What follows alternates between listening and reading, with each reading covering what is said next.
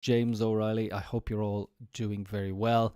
Okay, so plenty to talk about this morning. We're going to take it easy. It's what I can give to you to help your English get better slowly but surely here on Friday morning, 8:30 to 9:30. And let's have a look at what we're going to look at today to help you improve your English.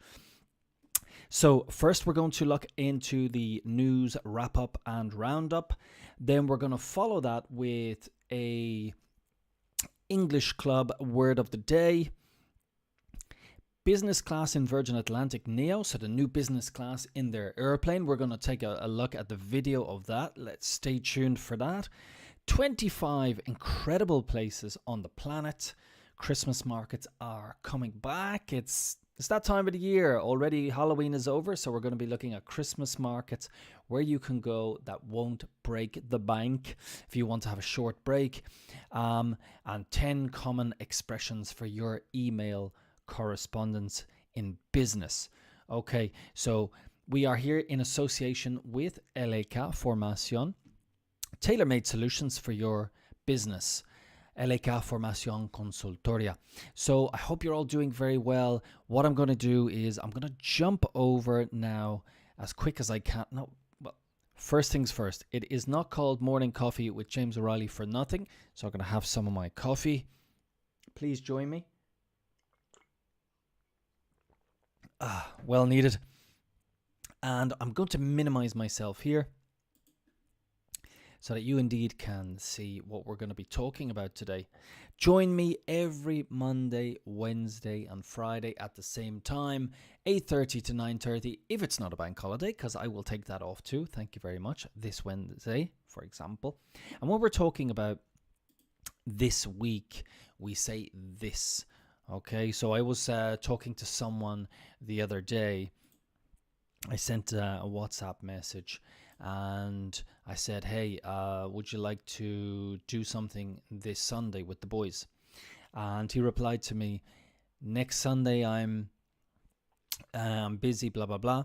So in English, this week we say this. Next week we say next. It's pretty simple to remember, but it's common mistake here in Spain for people to make. It's not really a mistake, it's just a translation for people to say next Saturday when you mean in a few days' time. That will confuse English speakers in business. If you're doing business and you say next Friday we have a meeting, when you mean in fact this week, you need to say this. Okay, always better to put the date, the day and the date. But if you say this week, you're using the word this, and for next week, you're going to use the word next. Okay, I hope you can remember that. And as I come across these things, I will let you know. So there's the morning coffee sign. I'm going to get rid of that, and I'm going to move over to where am I? Okay, there I am. And we're going to get the window in the background there. We're going to look at the news roundup of when we were sleeping. I'm not sure if any of you have had the opportunity to see what's going on. So while you were sleeping, Belgium, Ecuador and art traffic. Illegal movement generally is traffic. When you traffic, I think it could be the same in your language. Let's have a look. Belgium, a policeman killed in a knife attack. A police officer succumbed to his injuries, which means he died on Thursday evening in Brussels after being the victim of a knife attack. One of his colleagues, also injured in the attack, was still hospitalized Friday morning. That's today. The alleged perpetrator of the attack, neutralized by the police, was also hospitalized. Alleged is, it is said. It's not exactly true. It is just said. Let's go on. The federal prosecutor's office had been seized of the investigation, and the terrorist track seems at this stage to be considered seriously. Okay, let's move on to our next. Well, let me see what the information about this attack. The suspect had presented himself Thursday noon. Noon means 12 o'clock It's the beginning of the afternoon. Thursday noon at a police station in Evre, explaining his intention to commit an attack against the police. Under the supervision of a magistrate, he was taken with his own consent to a hospital with the aim of having him undergo a psychiatric evaluation. The man would have subsequently been released. Interesting. Ecuador is next. Cancellation of the conviction of a former vice president. Generally, these situations happen where the president often loses in an election and then they go to prison. It's not exactly safe in some of these parts of the world to be an ex-president. Let's see what happened. Ecuadorian justice cancelled on Thursday a conviction for embezzlement of ex-vice president Jorge Glass. Embezzlement is to hide money, steal and hide money. For formal defects and violations of the rights of defense, reports El Universo. The former ally of Rafael Correa is also serving 2 prison sentences of 6 and 8 years for corruption cases. He was notably found guilty of having received bribes, sobornos, from the Brazilian public works company Odebrecht, like hundreds of other Latin American leaders, civil servants, and political parties. Let me know, nowhere is free from corruption. We have, I suppose, a stereotype in Europe that there is a lot of corruption in South America. There certainly is a lot of corruption throughout Europe as well. I think one of the main things you need to have to control it is a strong media. Let me know, is the media strong in your country? Are they following corruption? Is your government corrupt in your opinion? Let me know in the comments. And finally, the United States returns stolen antiquities to Pakistan. Approximately 200 pieces of art valued at $3.4 million, according to the channel Fox 5. Stolen in Pakistan, the works were illegally exported and then sold to the United States by an Indian-American art trafficker. Subhash Kapoor, now imprisoned in India. The Manhattan District Attorney said that he was going to seek his extradition. Extradition is when you ask for one country to send a person to go on trial in your country. You want that person from another country to come to your country to go on trial in court or to go to prison because you believe they have some broken the law in your country. Subhash Kapoor was one of the most active art traffickers on the planet, and we were able to recover thousands of pieces looted by his network. To loot, the easiest way to remember the word loot is, in this context, the verb is when you have a storm, a really, really heavy storm, if you can imagine a hurricane, a superstorm, or this kind of thing, where everybody needs to stay inside, and then people go and they get into shops and they steal those goods, they steal the things from the shops. That act of stealing is called looting. So that is to loot. Especially happens when we talk about hurricanes and people, everybody has to stay in their house. Okay. And the prosecutor, his services have returned more than 700 pieces to 14 countries since 2020. It's a big, big topic in the world. The returning of pieces of art from different countries. One of the topics, I'm going to make myself a little bit smaller here. Just there we go. One of the main topics is former countries that had empires, such as this country, Spain, France, Britain, the Netherlands, all these countries that had former colonies taking artifacts and that now are exhibited in their museums, should they give them back? And the UK is constantly being asked to give back pieces stolen from Greece or Egypt, for example, or Africa, where they had colonies. What is the situation in your country when we go to the National Museum here in Madrid, for example, or around the country? Do you have artifacts that should be given back, or are they here for safekeeping? It's safer to keep them here. Let me know your ideas wherever you're listening from. You can let me know in the comments. Right, let's move on then. And I've changed my computer a bit, so I'm all over the place here. I'm going to look at now word of the day. That's what I'm going to do next. So let's go into our idiom of the day. You might be surprised when you see what this is, because it is something that has come up a few times now, and it is in a nutshell. Now, can you remember? I have told you this a few times. Can you remember what this means? Well, if I hide the meaning down here, in a nutshell, can you think of another word that you might want to use instead of this? And the word would be, basically, you're just going to say something very quickly in short amount of words. So in a nutshell, you're about to describe something as briefly as possible, and you're going to sum something up. For example, it's a very complex situation, but the problem is, in a nutshell, the lack of sales. So we're going to let 50 people go from the department. We're going to sack 50 people. We're going to lay off 50 people. We're going to fire 50 people. We're going to make 50 people redundant. We're going to lay off. Okay, lots of different ways to say the same thing. Why are you doing that, James? Well, in a nutshell, it's because of a lack of sales.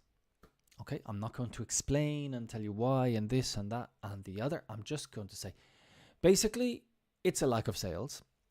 In a nutshell, it's a lack of sales. The president's in trouble, and the reason, in a nutshell, is that people no longer trust him. So it's great to use in a nutshell in your spoken English. It gives you that extra feeling of being using native expressions. Always helps. And it's a nice little expression, universal. It is used in all the countries that speak English. Let's go back and have a look at our following one, which will be the phrasal verb of the day. Remember, everything here is in context, okay, because you have some in different meanings, okay? Now, so as you can see, we have hangout. This is from englishclub.com. Hangout. And you can see here the number 2 beside hangout, which means it's the second meaning or the second context. In this informal context, it means to spend time in a certain place or with certain people. So you have, for example, there was a bank holiday on Wednesday. This week there was a bank holiday here in Spain. What did you do, James? Well, I just hung out with my children. I just hung out with my friends, or I'm going to hang out. So it's used as a normal verb, to hang, and then hung in the past tense. I hung up my clothes. So to hang out just means to spend time in a certain place with certain people. They could be your friends, and they could be your family. Let's give you an example. After school, most kids hang out in front of the mall. The mall is, in the UK, we would say the shopping centre. To be hanging out, I'm worried about my son. He started hanging out with kids who smoke and drink. All right, so there are a couple of examples for to hang out. Just spending time with people in a relaxed way. Okay. Often people will say, yeah, we should hang out sometime, or let's hang out this weekend, or let's do something. If you want to say let's do something, you could say let's hang out. Okay, it's quite informal but useful. And again, more used in the United States, but absolutely common all the same. Let's go back and have a look at our next one. Slang of the day. Let's see what chili we get. Okay, it's from the United States and it's flake. A flake is an unreliable person who says they'll do something but then doesn't do it. Lenny's such a flake. This is the third time he hasn't come after we'd planned to meet. John called in sick today. He's such a flake. An unreliable person. Yeah, I normally use this to describe somebody's character. I often sometimes say they're very flaky, quite unreliable. Yes, flaky. Say they will do something, but then probably won't do it, won't commit to things. Not reliable, flaky. But here you can say flake. And there is also a common expression which you find in some newspapers, more in right-wing newspapers, to describe the younger generation, perhaps, who are more in touch with their feelings, who are more don't want to work as hard as the older generation without getting the money or whatever. The older generation, or the term used for these people, is snowflakes, because a snowflake is very precious. If you have it in your hand, it will just melt. Okay, it's so sensitive, so fragile. So when you want to say somebody is one of these people, you'll hear, you'll read in the newspaper, is they are a snowflake. It's it's not a term that you're going to use in a nice way. It's a term that you're going to use against somebody for saying they're oversensitive. So, the older generations are used to hard work. They're used to grinding 6-7 days a week if they need to. The younger generation, no, I'm not going to do that. And they say, this generation, they're such snowflakes. Okay, you will see that in English newspapers. And finally, let's move down. And we've got our saying of the day. After this, I want to move in and show you a video of the new business class airplane, which I'm quite excited to see myself. Saying of the day. Right. Revenge is a dish best served cold. Essentially means when somebody wants to get revenge, that it's better to get revenge later, not straight away. Think about your revenge and then get your revenge later in time. So it's more satisfying if it's not done immediately. Think about it. Think of something good. Let me know. Have you? Do you get revenge, or have you gotten revenge as a dish best served cold? It's more common. I hear it definitely. It was very common to hear it when I was in France. Here in Spain, it's common. Becoming more common in English. Never really heard it when I was younger, but I'm hearing it more. I think due to international mixing and so on, it's becoming more common to hear this expression.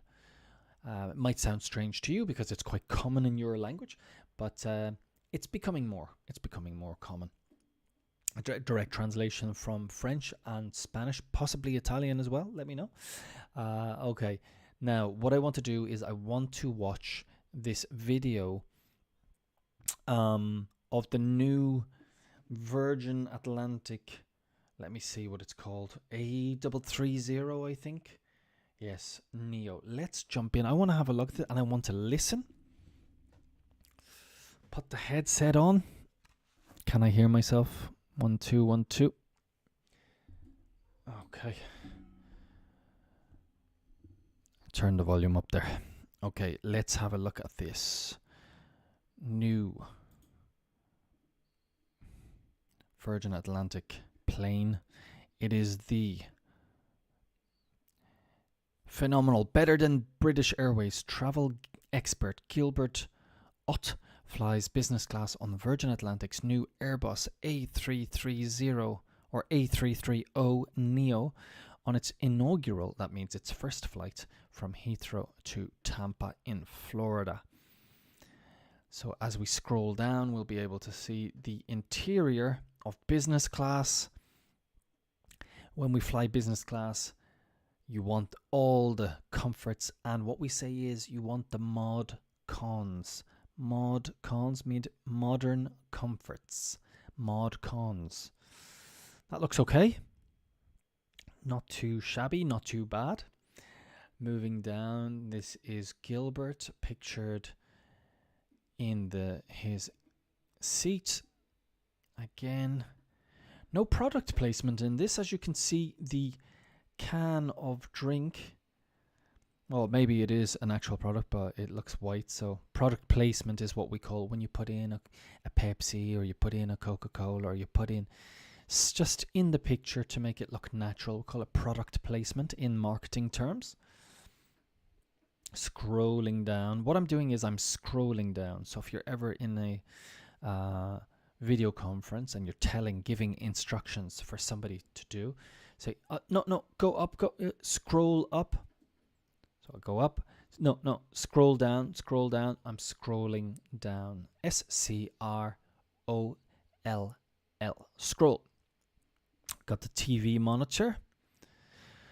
Business class seats come with privacy door. Oh yes, as you can see, there's a door.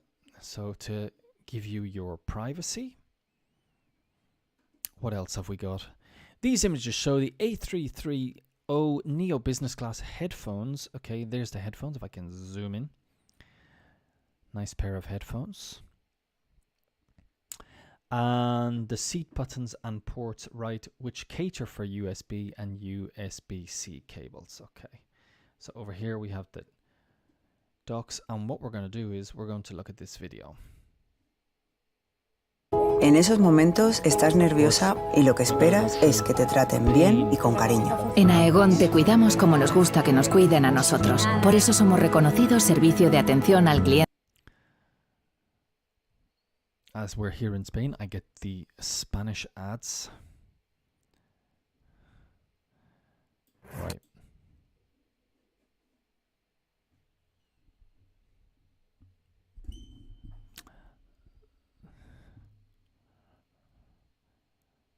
Right. I might just have to quickly do something here because the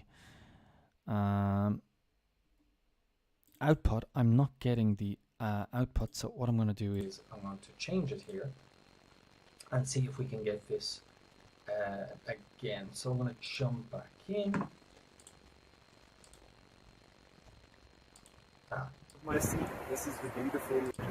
Welcome on board the Virgin A330 Neo in upper class. We make our way across the Atlantic. We're currently at 31,000 feet, and I'll give you a tour of my seat. This is the beautiful new upper class cabin with lots of privacy. I have a door here, which I will. Pretty cool. I can open and close that door to see people, or just have total privacy. I've also got a fantastic screen, which next to my head you can see is still rather large. And with plenty of space here, we have USB-C charging, USB, and a do not disturb button.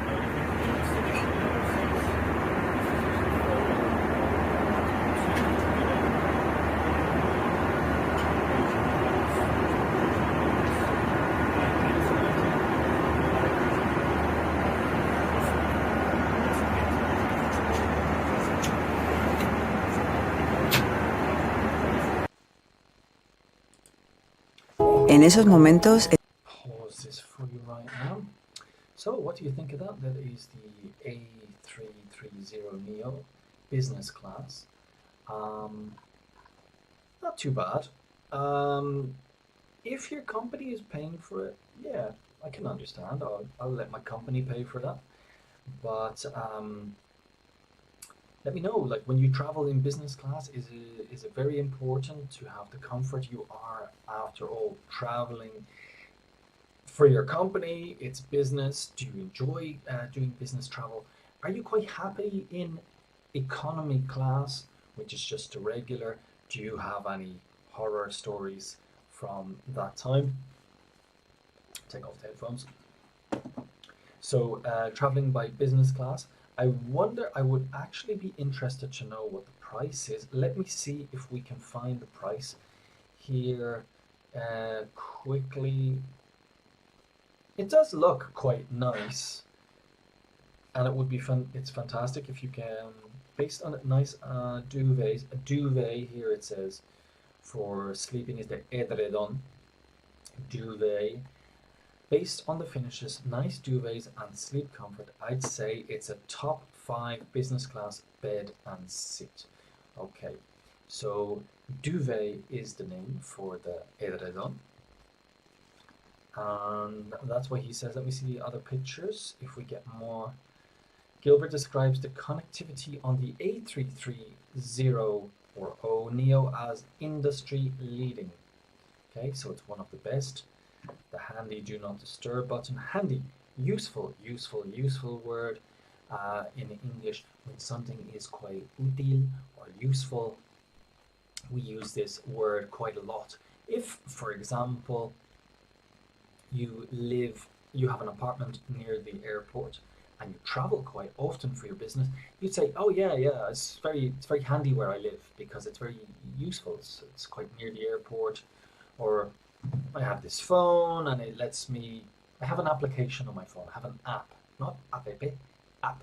I have an app on my phone and it lets me do this. Yeah, it's very handy. So very common word to use in the English language. Try and use it today when something is makes your life easier. We say it's handy. That's how best I can describe that. Industry leading, and down here, first class retreat suites. The front row of the A330 Neo business class cabin features 2 retreat suites pictured with wildly spacious seats. They can be configured to form a quad socializing area. Oh, cool. Yeah, that's nice. So if you have if you're going on a business trip with some people from your, which is quite common here in Spain, you'll go to the United States on a group trip and you can all sit in there, have a few drinks, have a laugh in this retreat suite. Of course, once the company is paying, then it's okay. Okay, so fantastic. That is I sound like I'm being sponsored by Virgin Atlantic here. That is their new plane, anyway. And I wouldn't mind traveling in that. So if anybody wants to pay for me to have a ticket to fly in that, I'd be very much obliged. Much obliged is a very nice way in English to say thank you very much. It's kind of a false friend, I suppose,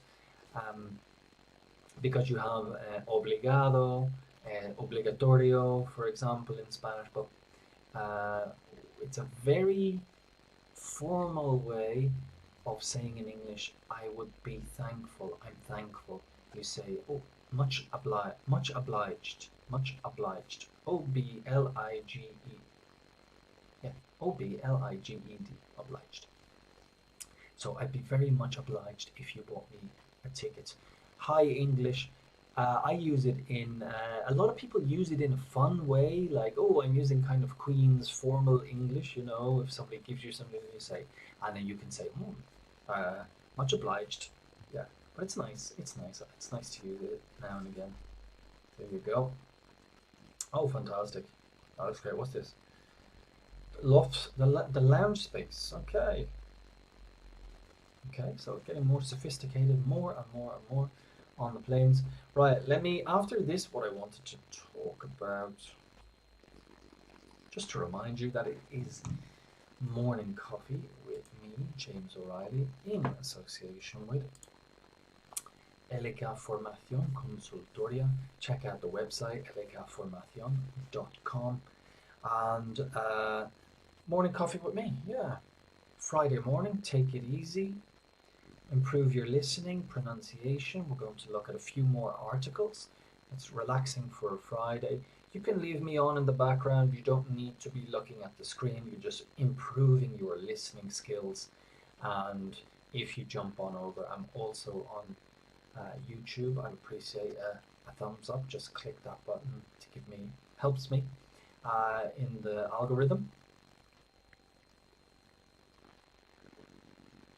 Thank you for people on LinkedIn for connecting with me. I do appreciate that. I'm here to help you improve with your English learning, absolutely free in association with Elega Formation. It's just something we enjoy giving back to you guys. And before I move on, let me get another quick drink of my Americano. And I wanted to talk to you, yes, well, I'm going to look at the 10 common expressions for your business email correspondence. That's what I'm going to do right now. Let's jump on over there. And it is 10, yeah, here we go. Let me make sure that looks okay for you. Okay, I'll get rid of myself there. And yeah, maybe I can make myself a tiny bit smaller so you guys can see what's on the screen. If you're not on the screen, you don't need to be on the screen. I'm going to be talking anyway. You can just do what you want to do. And I'll tell you what we're talking about. So this is 10 common expressions for your business email correspondence. Okay, if you remember one of these today, or just go to the part of the video where I'm talking about it, try to use one of these today. They could come in quite handy. Right, while these expressions are not exclusively related to business, they tend to appear most often in the business context. So this one is quite common. Play it by ear. Very common expression. This expression is used both written and verbal communication, and usually towards the end of an email or discussion. When two people agree to a plan, but they're not exactly sure of the details of when, where, or how they will move forward with the plan, they will end the expression with play it by ear. Let's give you an example. I plan to arrive around 8, but I have to meet a few investors before the conference, so let's play it by ear. So if we want to do something, if we want to meet up and then discuss, but other things will be happening as well. So let's play it by ear, I would say, is kind of like saying, let's see what happens. And based on what happens, that's what we'll do. So let's play it by ear. Let's play it by ear. I think it comes from you listen to some music and then you, let's say I'm on the clarinet here. I'm listening to music on the radio and then I try to play it by ear. Okay. So I'm reacting to the music and I'm trying to copy the music. So I think it comes from this. Right, the next one is to be swamped. Look at this picture. This picture is exactly what swamped is. This woman has a lot of telephone calls to do. She's got a lot of files here. She's a businesswoman and she is swamped. She's got lots of things to do. So figuratively speaking, it's when you have lots of things to do. I'm swamped this afternoon, but I should have time to discuss the deal tomorrow morning. James, do you have time to discuss the deal today at any point? Listen, I'm swamped this afternoon, but I should have time to discuss the deal tomorrow morning. Okay, let's play it by ear. Okay, COB, close of business, and EOD, end of day. Okay, kind of cool. Try and get these into an email. And these expressions are usually used to refer to deadlines. So let's just jump on down and give you an example. I have my legal team, I'll have my legal team send the executed contract by close of business tomorrow, COB. All right, so, and the other one was the end of day. Yes, end of day. Okay, so if you're talking to someone and it's like, I need that by COB, I need it by close of business, I need it by end of day, EOD. And another one is if you want, we talked about this the other day when we were talking about sports idioms, was full time. I'll need that by full time today. I'll need that by full time. Full time is the end of a game, it's full time. It's when the referee blows the whistle to say the game is over. That's full time. And essentially, it's a sports idiom for close of business or end of day. These acronyms, quite useful, easy to remember, nice to use them. COB, EOD, or full time. Moving on to the next one, for your perusal. Another way to say for your review. This expression is often used when including an attachment, contract, proposal that you would like your correspondence partner to review. So when you attach, when you attach something, you can just say for your, let's give you the example. I have attached a copy of the contract for your perusal. Let me know if you have any questions by COB. Okay. So for your review, for your perusal, why not? Try and use it. It's quite nice. Why not? Next one is quite a good one.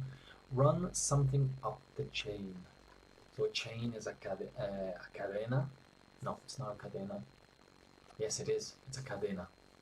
Run something up the chain. And a chain, often we say the chain of command. As you can see in this picture, you have down at the bottom lots of blue people, and then it gets higher, less people, less and less. This is called the chain of command, and at the top is the person in red. So you run something up the chain. Most companies have some sort of internal approval process or approval processes for transactions. To run something up the chain means to get the necessary internal approvals for a transaction. So you might have to run something by your manager will have to run it by their manager will have to run it by, so each time going up the chain. So run something up the chain. Example, deal, 75,000 units at $49 each, end of May delivery. I just need to run it up the chain, but I'll confirm by noon on Friday. Okay, deal, 75,000, end of May delivery.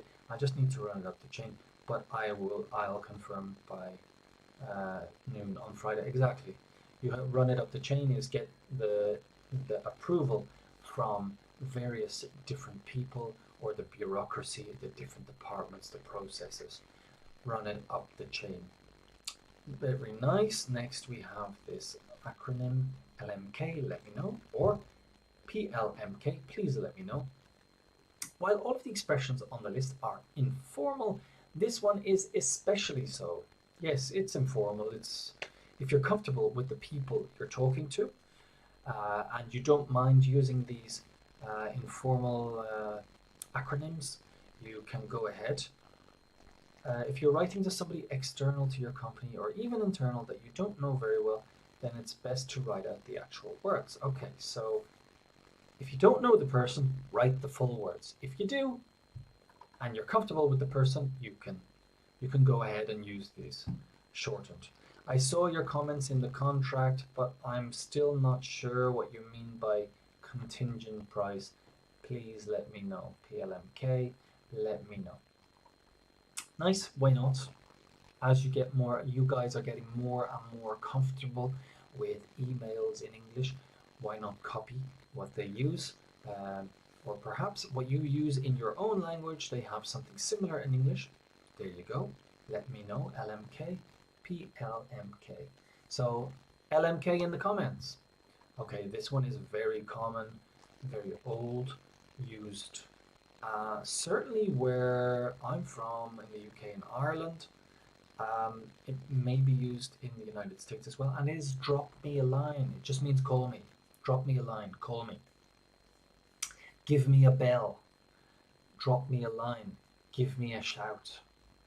Okay, I'll give you a shout. I'll give you a shout later. I'll drop you a line later. Give me a bell later.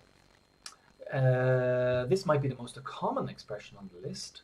It's used near the end of both emails and discussions. Remember, discussion, completely false friend. Okay, false friend in English, discussion is just chatting in English.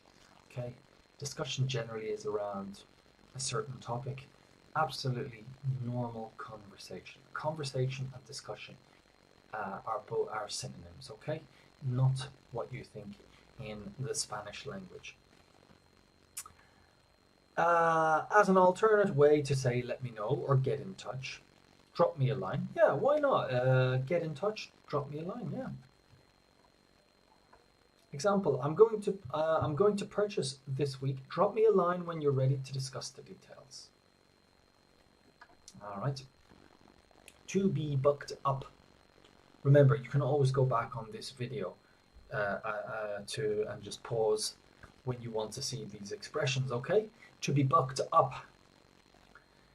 Similar to being swamped, if you are bucked up, it means that you are very busy. Your schedule's busy, or your schedule's full. 12, 1, 2, 3, 4, all these slots of time that you have available. If you're bucked up, they're all booked, they're all full. Whereas to be swamped is more general. However, to be booked up implies that your calendar is full. Sherry told me that she is booked up the rest of the week of this week, so I'm going to try and make an appointment with Stan instead. Okay, just means I'm booked up, my schedule is full. The appointments are taken, the slots are taken. I forget the word for slot. Very useful word. Let me try and get the translation here.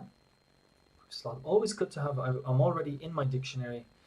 And slot. There you go. You can just use your voice control. And puesto, vacante, posición, hueco. Si tienes hueco. Okay, in this no tengo hueco, I don't have a slot. Or if somebody is contacting you, say, I have a slot at 12:30 on Monday. Slot, S-L-O-T, useful word in your schedule. Any slots available in your schedule? Hueco. Obviously, depends on context, because hueco can mean like a gap or a hole. It all depends on context. But when we're talking about your calendar, you could say I have a space available at 12:30 on Monday. I have a slot available at 12:30. Right? To be in or out of the loop. It's another very common expression, written and verbal expression. It means to be involved or not involved in some communication between two or more people. Sorry, Mike, I was on holiday for the past 3 weeks, so I've been out of the loop. But I'll check with Nancy to see what the status is. Okay. Let me try and say it a bit easier. To be in the loop means to know, you know what's going on. And to be out of the loop, you don't know what's going on. So nobody has told you anything. The people, they know what's going on. They're in the loop. They've been working. You were on holidays. You don't know what's happening. You don't know what's going on. So if someone asks you a question, say, yeah, look, I'm sorry, I'm a bit out of the loop at the moment. I'll find out for you and I'll drop you a line at 12:30 tomorrow. Shoot me a message. This one simply means send me a message. Why not use this one today? Shoot me a message. Shoot, like, it's a good one. It's easy to remember. You're just changing one word. Shoot me a message. I'm in New York this week, but shoot me a message on Monday and we'll get together when I'm back in the office. Just send me a message. Shoot me a message. Very nice. Why not? There you have it. 10 of the most common expressions that you will experience while corresponding with English emails. And I have to admit that is certainly true. You will see those. Let me know. I'm going through run. Yes. Let's quickly go down through them very quickly before we finish. And we started off with play it by ear. See what happens. To be swamped, lots of work, close of business and end of day.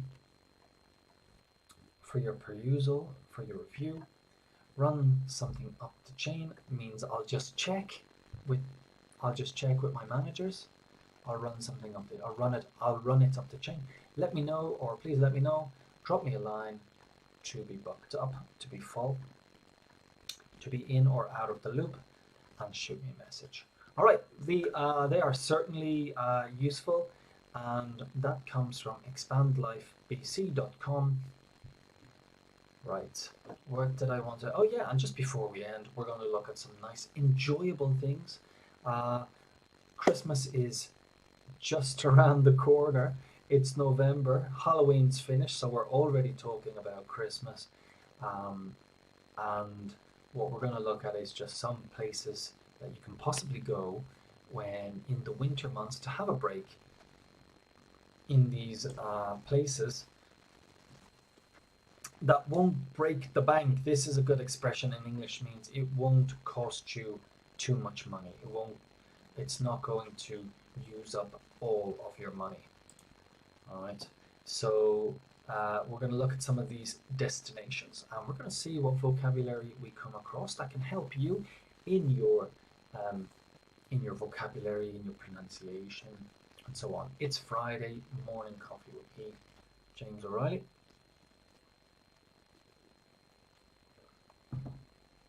In association with LA Formation. So I'd like to know what you guys think of Christmas. A lot of people where I'm from, it used to be very family orientated. Now the families are getting smaller. People are moving away for business reasons to work in different places. It's becoming very capitalist, very, very capitalist, very much about money, money, money. And it's a pity, I suppose. It's the way of the world, but it's a pity. But sometimes, why not try and find the magic in Christmas again? And these Christmas markets are a nice way to do that. So let's have a look where we can take a short break and also enjoy a Christmas market, and what we call in English, killing two birds with one stone, doing two things at once. Enjoy a nice break and go to a nice Christmas market. So, what have we got first? Here we have a trip to Poland, and this one is in Gdansk. It's a Christmas market above is full of handcrafted gifts. Return flights from London with Ryanair start from £26. As you can see, if you're confused, the pound sign here comes in front of the number. If that's the same in your country, absolutely fine. If it goes after, we just put it in front.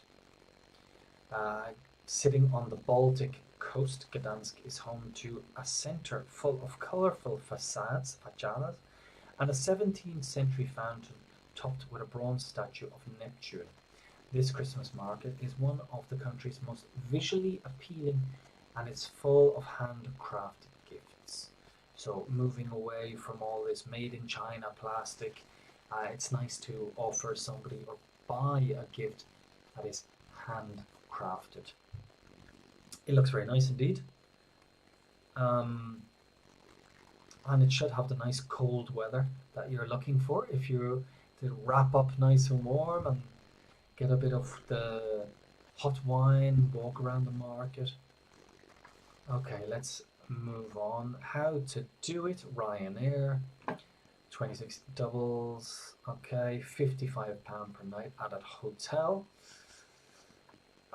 26 return from London. That's a really good price. Here in Spain, could be slightly more expensive. Market runs from the 18th of November to the 23rd of December. Right, moving down. Why does it say French fancy? Okay. I don't know why it's telling me. Let's have a look at this one. This one is in Tallinn, and I forget which country that's in. Where is Tallinn? It is in Estonia. I need to check, because it's very rude of me not to know where Tallinn is. But it's in Lithuania, Latvia, or Estonia, and I always put those three countries together. It's very rude, but that's why I like to look at the maps, so I can always learn. Tallinn. Yes, it's in Estonia. I think that's the first one I said. A very good reputation, Estonia, for education and internet and so on. kind of copying, or not necessarily copying, but the Finnish from Finland model of taking education for children very seriously and allowing them to find their way. It's a bit like the old days here. But Christmas market in town, that looks nice. That looks really pretty.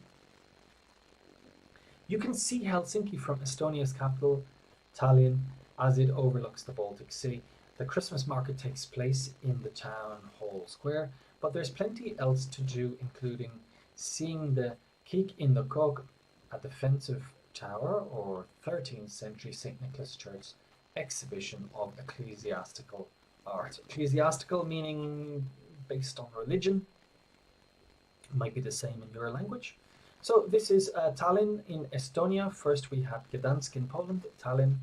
And how much is the price of London to Tallinn? £92 return. And the hotels from £69. And this runs all the way up to the 8th of January. Yeah, it's interesting because here in Spain, Christmas goes all the way up to the 6th of January, whereas in some countries, as you can see in Poland, it runs up to 23rd of December, and then Christmas probably finishes on the 25th, 26th. But here in Spain, Christmas goes all the way up to the 6th, because that's when you give the presents to the children. In the UK, after the 26th, Christmas is winding down and just looking forward to New Year's, which is on the 31st, the change. So Budapest is the next one. Okay, so we just don't have the photos. So Strasbourg and Metz in France after Gdansk.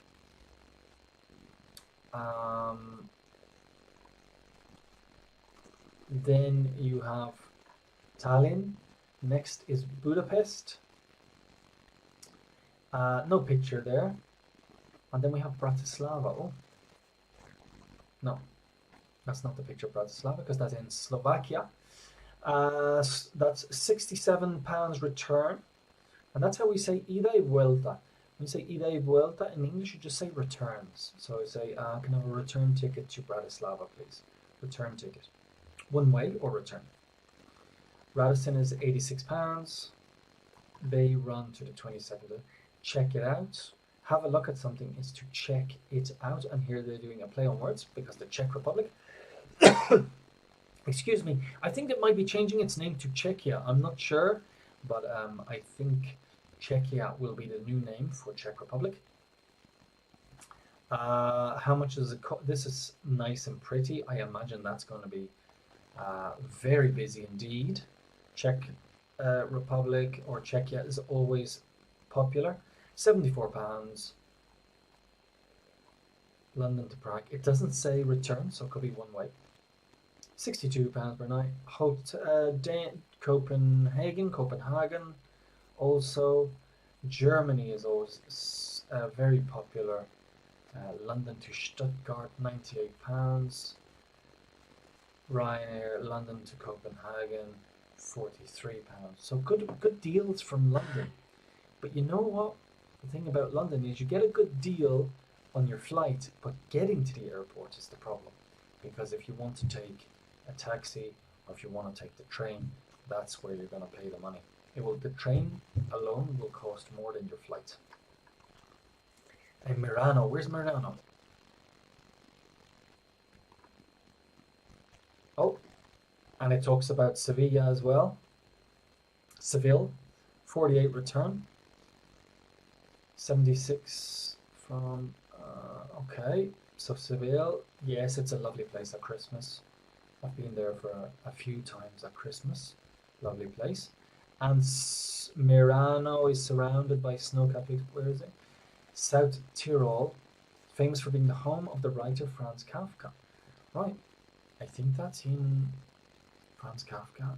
Wasn't he from Czechia? So Merano. Merano.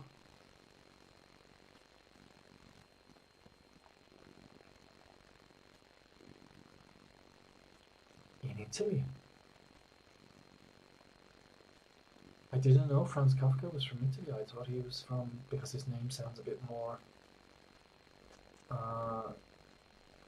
Germanic. Okay, interesting. Very interesting book from Franz Kafka called The Castle. And in his book, The Castle, he's trying to get some bureaucracy done. And he's trying to, things have to be run up the chain all the time, and he can't get anything done. So often when we describe things that are difficult to do, as in bureaucracy, it's ridiculous, it's crazy. Here in this country, in Spain, for example, you could say it's Kafkaesque, and that means it's just confusing, it's difficult, it's time-consuming. I would describe getting things done in this country, Spain, before as Kafkaesque. Much better now when you have your firma digital, or this online is fantastic and much easier to use. So that was it. Do I have time? Quickly get in here. What is it? The National Review prestigious list, National Geographic. Great. We've got a couple of minutes left before we go. These are places you've got to go and visit. It's Friday, so we're going to just relax and have a look at these. And as you can see, it tells me here, scroll down for a sneak peek at some of the locations that make the cut. These are National Geographic. This looks staggeringly similar to Ronda in Andalusia, Spain, but it is the Appian Way in Italy, and 25 most incredible places on the planet from Manchester. So before we end, let's have a look. This is the Appian Way in Italy. Then we have Utah with its rugged landscape. Rugged is not smooth, so you can see these rocks are rugged, R-U-G-G-E-D. Switzerland, alpine scenery. It's good for skiing. It's good, famous for its chocolate, which I was talking about with my students the other day. Take a train journey. The Azores, dozens of waterfalls plunge down the green volcanic slopes of the Azores, or Azores, including Ribera Grande on Flores Island. Where's this place? The Scottish Highlands. I'm from Ireland, so I haven't really wanted to visit the Highlands of Scotland, but now that I live in Spain, I want to visit the Highlands of Scotland and do a whiskey tour, of course. Choqquequirao in Peru, in the Peruvian Andes. Dodecanese Islands in Greece. Any of the islands, you want to check them out. In Greece. Manchester. Really? I don't know. I think it's being rejuvenated. Maybe they're making the city nice now. So for culture, let's quickly do it before we end. For culture, Appian Way in Italy, Busan in South Korea, Longmen Grottos in Henan Province, China, Egypt, Charleston, South Carolina. Nature, Scottish Highlands, Botswana in Africa, Slovenia, yes, Big Bend National Park, Texas and the Azores. For adventure, New Zealand, Choqquequirao Park, Choqquequirao in Peru, Utah. For the Austrian Alps, Revillagigedo, someplace in Mexico, complicated name to pronounce. For community, Dodecanese Islands in Greece, Milwaukee, Wisconsin, Alberta, Canada, Laos, Ghana, cool. And for family, Trinidad and Tobago, San Francisco, California, Colombia, Manchester, UK, Switzerland. It's all subjective. Anyway, that was me, James O'Reilly, giving you just a bit of English help on Friday. I hope you guys have a wonderful weekend. My pleasure bringing you morning coffee with me, James, Monday, Wednesday, Friday, 8:30 to 9:30. Have a great weekend. I'll catch up with you at 8:30 Monday morning. See you later. All the best.